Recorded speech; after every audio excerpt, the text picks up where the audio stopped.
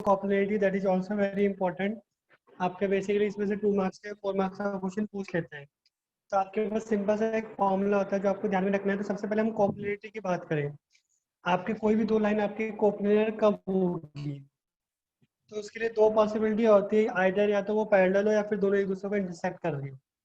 अब अगर दो लाइन अगर पैरेलल होती है तो आपको पहले भी बताया था, जो वेक्टर आपको पढ़ाया था वेक्टर, उसमें आपको कहा था अगर दो आपके पास वेक्टर अगर पैरेलल होते हैं तो उनका क्रॉस जो होता है वो जीरो होता है। तो सेम अगर आप यहाँ देखोगे, आपके पास एक लाइन है a1 वेक्टर प्लस का लेमडा b1 वेक्टर, और दूसरी लाइन है आपके पास a2 वेक्टर प्लस का लेमडा b2 वेक्टर। तो अगर ये दोनों लाइन पैरेलल हुई तो b1 क्रॉस b2 जो आपके पास होगा वो डेफिनेटली आपके पास क्या होना चाहिए, जीरो होना चाहिए। ये आपके पास उस केस में यूज करते हैं जब दोनों लाइन आपको पैरेलल हो आपके पास, ठीक है। ये वाली कंडीशन हम लोग बहुत कम यूज करते हैं आपके पास, क्योंकि ये वाली कंडीशन से हमें परफेक्ट हमें सॉल्यूशन नहीं मिल पाता आपके पास। तो दूसरा ऑप्शन क्या होता है आपके पास, कि आपके पास कोप्लेनर तब होगा जब वो लाइन एक दूसरे को इंटरसेक्ट कर रही हो। अगर लाइन एक दूसरे को इंटरसेक्ट कर रही होगी तो उनकी जो शॉर्टेड डिस्टेंस होगी जो कल आपको पढ़ा है वो आपके पास डेफिनेटली क्या होगी, जीरो होगी। तो शॉर्टेड डिस्टेंस अगर आपकी जीरो होगी तो आपको कल एक फॉर्मूला बताया था ना, a2 vector minus a1 vector dot b1 vector cross b2 vector. ठीक है, ये वाला पार्ट आपके पास क्या होगा, जीरो। जो नोमिनेटर में होता है आपके पास, डिनोमिनेटर वाला पार्ट जीरो नहीं होगा आपके पास, ठीक है। तो ये तो वेक्टर फॉर्म में हो गया आपके पास, अगर आप वेक्टर फॉर्म में चेंज करते हो। अगर इसी को आप कार्टेशियन फॉर्म में चेंज करेंगे तो आपका फिर ऐसे बनेगा x2 माइनस का x1, y2 माइनस का y1, z2 माइनस का z1, this is a1 b1 c1 और this is a2 b2 c2। और ये इक्वल टू आपके पास क्या होना चाहिए, जीरो होना चाहिए। अगर ये आपका इस तरीके से हो जाएगा आपके पास, तो हम कहेंगे कि दो लाइन आपके पास क्या होगी, आपके पास कोप्लेनर होगी। मतलब आपको अगर वेक्टर फॉर्म में देता है तो आप वेक्टर फॉर्म का फॉर्मूला भी यूज कर सकते हो। हालांकि वेक्टर फॉर्म की जगह अगर यहाँ पे आप कार्टेशियन फॉर्म यूज करोगे तो ज़्यादा ईजी है, ज़्यादा ईजी रहेगा आपके पास सॉल्यूशन निकालना। जैसे देखो कई बार मैंने आपको कहा था कि जो शॉर्टेड डिस्टेंस हम क्वेश्चन सॉल्व करते हैं तो आपके पास जो वेक्टर फॉर्म होती है वो ज़्यादा ईजी पड़ती है than compare to Cartesian form. और जब हम कोप्लेनिटी की बात करते हैं आपके पास, तो वहाँ पे आपके पास जो कार्टेशियन फॉर्म होती है वो ज़्यादा ईजी पड़ती है than compare to vector form. तो यहाँ पे जब इसके क्वेश्चन सॉल्व करो तो बेटर ऑप्शन आपके पास क्या होगा कि आप जो कार्टेशियन फॉर्म का फॉर्मूला आपके पास जो है डिटरमिनेंट जो आपके पास बन रही है, क्योंकि डिटरमिनेंट सॉल्व करना आपके लिए बहुत ईजी भी रहता है, आराम से सॉल्व कर भी सकते हो। आप पहले से सॉल्व करते भी आ रहे हो आपके पास, तो इसमें कंसेप्ट को यूज करोगे तो क्वेश्चन आराम से सॉल्व हो जाएगा आपके पास। तो ये वाला लॉजिक आपको यूज करना है जब भी करोगे, ठीक है। अब आप देखोगे कि मैंने अपने डिटरमिनेंट में a1 b1 c1 a2 b2 c2 लिया है, और इसमें बुक में जो आपको मेंशन कर रखा है वो l1 m1 n1 कर रखा है। मैं आपको पहले ही ये चीज़ बता चुका हूँ कि ये क्वेश्चन पे क्वेश्चन वेरी करता है आपके पास। क्वेश्चन में कई बार आपको एबीसी दिया हुआ होता है और क्वेश्चन में वही आपका एलएनएम भी होता है। किस केस में आपका एबीसी होता है और किस केस में आपके पास एलएनएम होता है, ये दोनों चीज़ मैं आपको बता चुका हूँ। तो अल्टीमेटली घुमा फिरा के आपको तो उनके कोफिशिएंट लेके यहाँ पुट करने हैं आपके पास। अब इक्वेशन में कुछ भी दिया हो आपको तो यहाँ रख देना है, उसके बाद इसको इक्वल टू जीरो पुट करना होता है आपके पास, आपका आंसर निकल कर आ जाएगा। तो कोप्लेनर अगर आपको प्रूफ करना है तो आपको सिंपल सा ये डिटरमिनेंट आपको जीरो प्रूफ करनी है। तो आपको इस फॉर्मूले को ध्यान में रखना है, इसी फॉर्मूले को यूज करना है जब भी आप क्वेश्चन सॉल्व करोगे। Is it clear?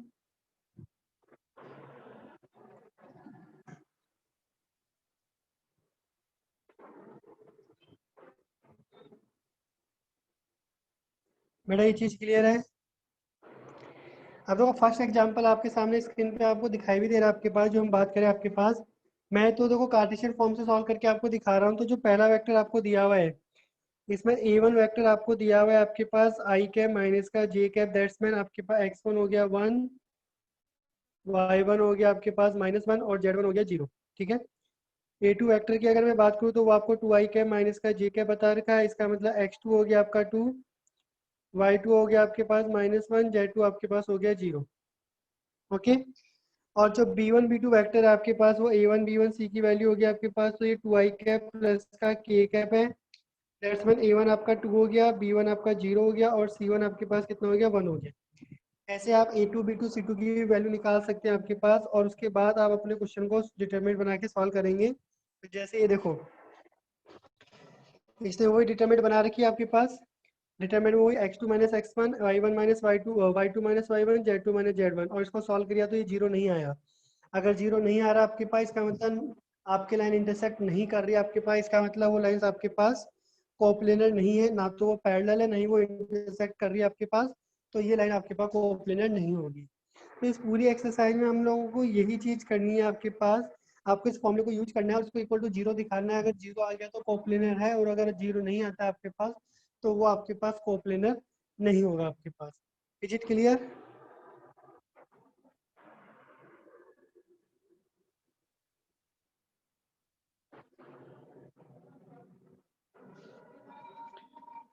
बेटा क्लियर है क्या? सर फॉर्मूला कौन सा यूज करना है? कार्टेशियन फॉर्म वाला, डिटरमिनेंट वाला।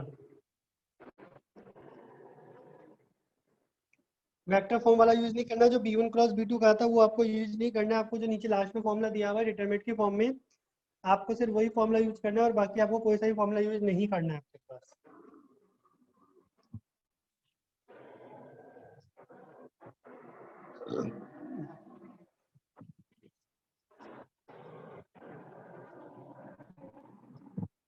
तो आप अपनी एक्सरसाइज का पहला और दूसरा क्वेश्चन फटाफट सॉल्व कीजिए, उसके बाद हम आगे की बात करेंगे आपके से। पहले क्वेश्चन नंबर फर्स्ट और सेकंड जो आपको दिख रहा है, आप दोनों सॉल्व कर लीजिए, फिर हम थर्ड की बात करेंगे आपसे।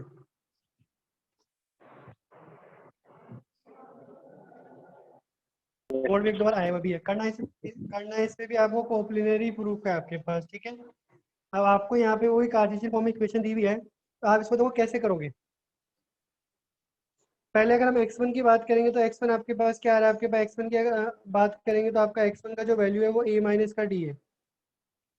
देखो वैल्यू मैं बना रहा हूँ, उसके बाद सॉल्व आप करोगे। अगर मैं y1 की वैल्यू की बात करूँ तो वो आपके पास a है या फिर अल्फा है, ये शायद a ही है। और z1 की वैल्यू की बात करूंगा तो आपके पास a प्लस का d है। ऐसे मैं x2 की बात करता हूँ आपके पास, तो आपके पास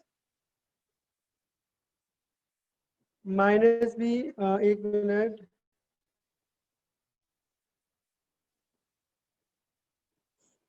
b माइनस का c है। y2 की बात करता हूँ तो v है, और z2 की अगर मैं बात करता हूँ तो आपके पास b प्लस c है, ठीक है।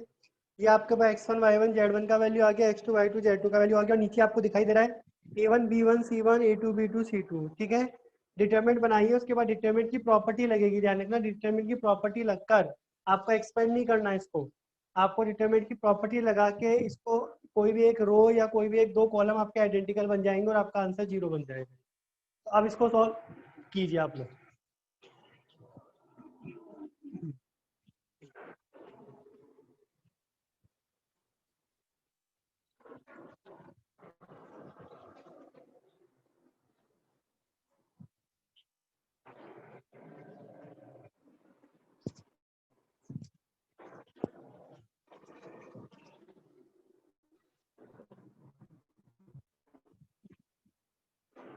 फर्स्ट पार्ट आपको करके दिखा रहा हूँ, आपके पास यहाँ स्टेप अंदर है ना। फर्स्ट आपकी बनेगी x minus one upon minus one, y plus का टू अपॉन वन, और z माइनस का थ्री अपॉन माइनस टू, ठीक है। पहली लाइन ये है।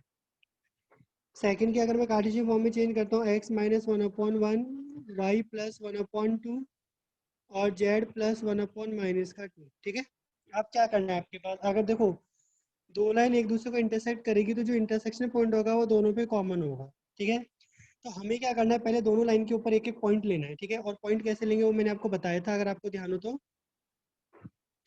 पहले वाली इक्वेशन को आपको लैम्डा के इक्वल रखना है, दूसरी वाले को आपको म्यू के इक्वल रखना है, ठीक है।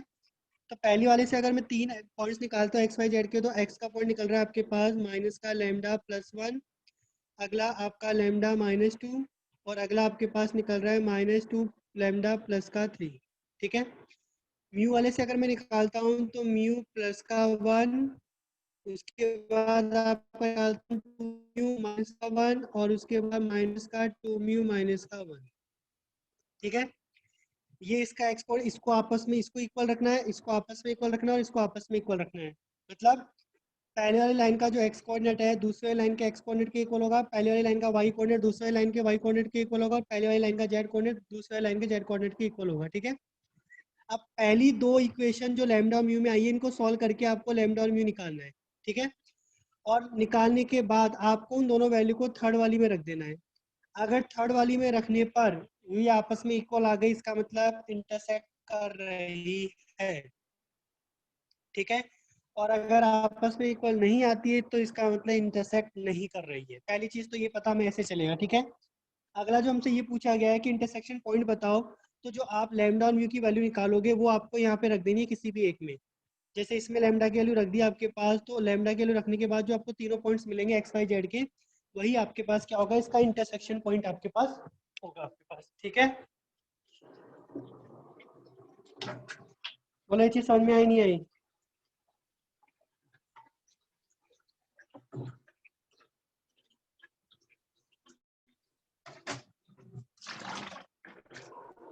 आप इसको पूरा सॉल्व करके फटाफट देखिए आपका आंसर आ रहा है नहीं आ रहा। पुट करना है दोनों के y कोऑर्डिनेट को आपस में इक्वल पुट करना है, दोनों के z कोऑर्डिनेट को आपस में इक्वल पुट करना है। अब पहली दो इक्वेशन को सॉल्व करके आपको लैम्डा और म्यू निकालना है और उसको तीसरी में पुट कर देना है। अगर तीसरी में पुट करने पे आपके पास लैम्डा और म्यू तीसरी में पुट करने पर अगर दोनों इक्वल आ जाते हैं आपके पास तो इंटरसेक्ट कर रहे हैं, पहली चीज तो ये प्रूफ हो जाएगी, ठीक है। और उसके बाद इंटरसेक्ट करने के बाद आपको इंटरसेक्ट पॉइंट पूछता है, तो लैम्डा की वैल्यू या म्यू की वैल्यू कुछ भी एक रखकर आप तीनों पॉइंट निकाल सकते हैं, तो आपके पास लैम्डा का आंसर आ जाएगा, तो आपका आंसर निकल कर आ जाएगा। इस तरीके से करना है इस क्वेश्चन को। क्लियर?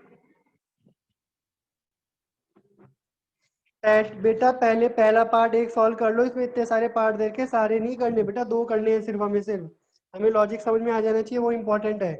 तो पहला पार्ट आपको जो अभी बताया वो कर लो, और एक इसमें लास्ट ये जो सीबीएसई में आया हुआ है आपके पास वो वाला कर लीजिए, थर्ड वाला पार्ट। बस दो ये पार्ट कर लीजिए, आपका कंसेप्ट क्लियर हो जाएगा।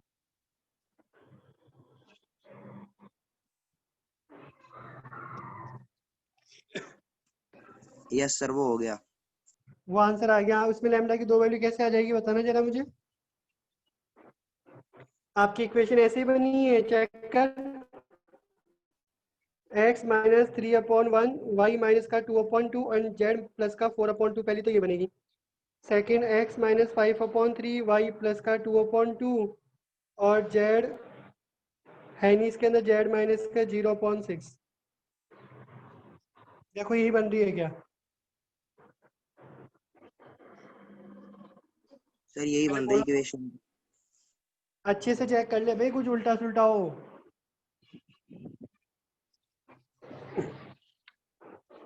सेम यही है। Yes sir. तो फिर अपनी कैलकुलेशन चेक करो, लैम्डा का दो वैल्यू तो किसी हाल में नहीं आ सकता, एक ही वैल्यू आएगा। जब आपकी क्वाड्रेटिक इक्वेशन बन रही है, आपकी लैम्डा की दो वैल्यू कैसे आ सकती है?